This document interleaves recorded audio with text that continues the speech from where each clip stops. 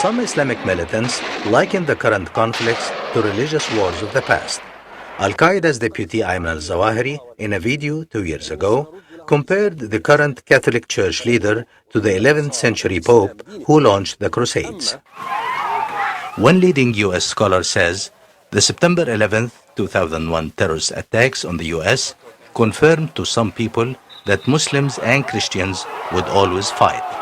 But Professor John Vall of the Center for Muslim-Christian Understanding at Georgetown University says the response he saw to the September 11th attacks was mostly positive. The most remarkable thing was the number of requests that we got, not for people who would come and talk about how terrorist Muslims were, but rather for help in organizing Muslim-Christian dialogue in local communities.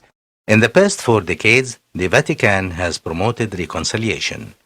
In 1965, the Second Vatican Council pleaded with Christians and Muslims to overcome their past differences and work for peace and understanding.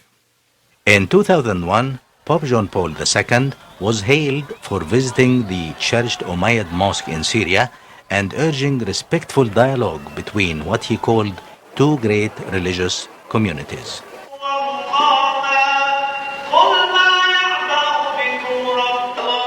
In October 2007, 130 leading Muslim scholars from around the world issued a letter calling for peace and understanding between Islam and Christianity.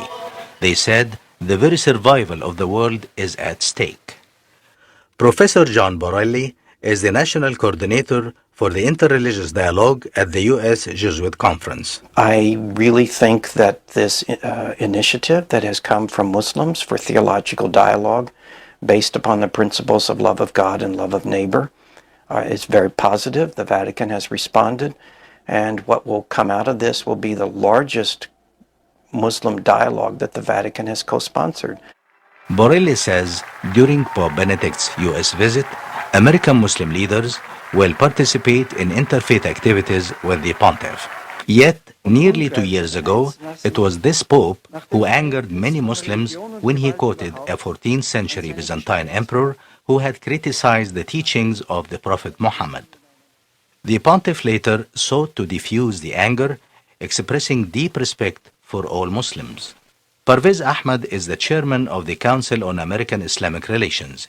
He says, demonization of Islam in the Christian West is a serious problem. Where many mainstream religious leaders have said very derogatory things about the Prophet Muhammad, about Islam, about Allah, in a way that if had it been said for any other faith, any other group, there would be a major backlash on it. Unfortunately, these important figures, religious and political figures, made these hateful comments about Islam, and in some sense they got away with it.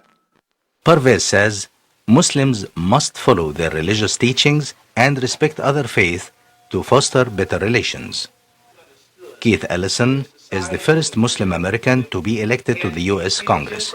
He points to the lessons of the Quran as a path to better relations. Those lessons that speak to religious tolerance, those lessons that speak to gender equality are the things that we should rely on, and that we should never, and that the world of Islam should never operate on the basis of fear, because from fear we get exclusion, from fear we get harsh action, desperate action, rageful action.